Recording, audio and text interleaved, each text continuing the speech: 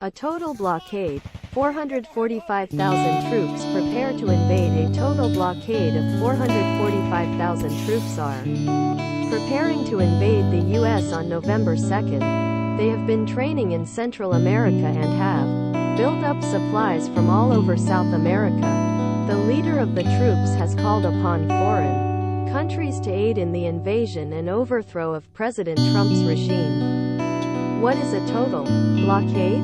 In the event of a major attack on the United States, whether it be from a terrorist group or from another country that is considered an enemy of the United States, there would be a total blockade. This means that all borders would be closed to prevent any and all outsiders from entering the nation. The military would also enforce this by blocking off any transportation routes that could let outsiders in. This is just one of many steps taken in order to protect Americans in the case of an attack. A national emergency plan was set up in 1951 called the National Emergency Plan D30, NEPAD. It includes several evacuation plans for areas with high population densities as well as safety zones for those who can't leave on their own. It's important to note that when considering these plans, they are assuming that if people do not follow them, they will not receive help. The government wants people to know what they need to do before something happens so they have time to prepare themselves and their families accordingly. Why are 445,000 troops needed? In preparation for war with their northern neighbor of North Korea, South Korea and the United States have been building up the forces on the border. This week, they upped it a notch by mobilizing around 445,000 troops. In total, there are about 630 U.S. troops in South Korea and 28,500 in Japan. The move is being seen as a signal from Washington that it would take military action against North Korea if necessary. South Korean President Moon Jae-in has said that he would hold talks with Kim Jong-un under the right conditions, but he also says that the situation must get much worse before dialogue could be possible.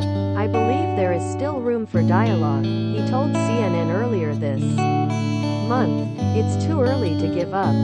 What would happen if the blockade failed? If the blockade failed, it would result in a total lack of food and water for the refugees. This would lead to an outbreak of diseases and epidemics as people became more desperate for food.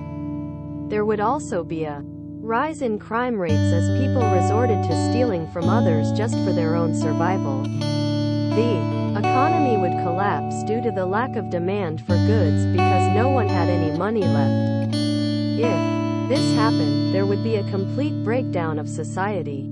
The refugee camps are supposed to hold about 200,000 people, but they have already reached capacity at 100,000 people.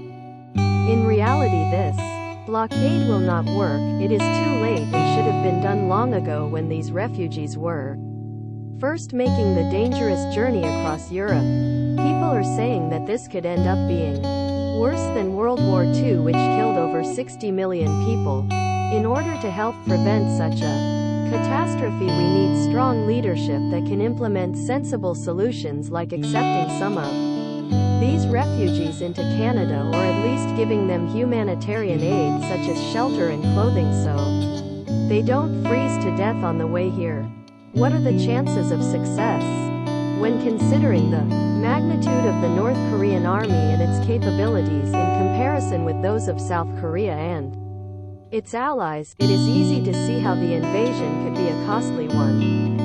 The North Korean army consists of 1.2 million troops compared to the 600,000 soldiers in South Korea. Their forces are also better armed and trained than their southern counterparts. With this knowledge, it is hard to believe that an invasion into North Korea would go smoothly for any country involved. The United States has 460,500 troops stationed abroad or as reserves, so as you can imagine, any involvement from U.S. troops would be significant in number, but also fairly well equipped for combat even if not entirely prepared for war on a scale such as this one. China has had long-standing trade ties with North Korea dating back decades, and since Kim Jong-un became supreme leader they have been more vocal about protecting the regime from outside threats and preserving Chinese interests there. It is possible China will lend ground support for defending against invaders by sending their 200,000-man People's Liberation Army ground force. In reality, an attack on North Korea at this moment in time would have a very high cost associated with it due to both logistics as well as international relations.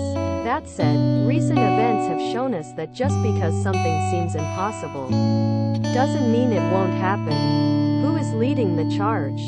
The military forces of the United States are preparing for a total blockade of North Korea. Kim Jong-un's regime is still developing nuclear weapons and preparing more ballistic missiles in defiance of international sanctions and pressure.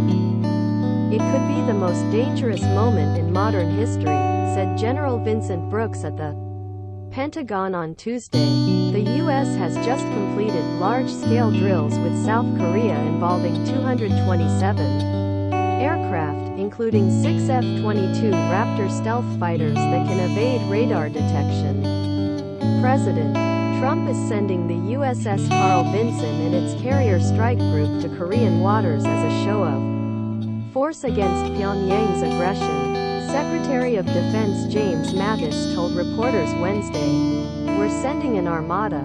We have submarines, very powerful, far more powerful than the aircraft carrier."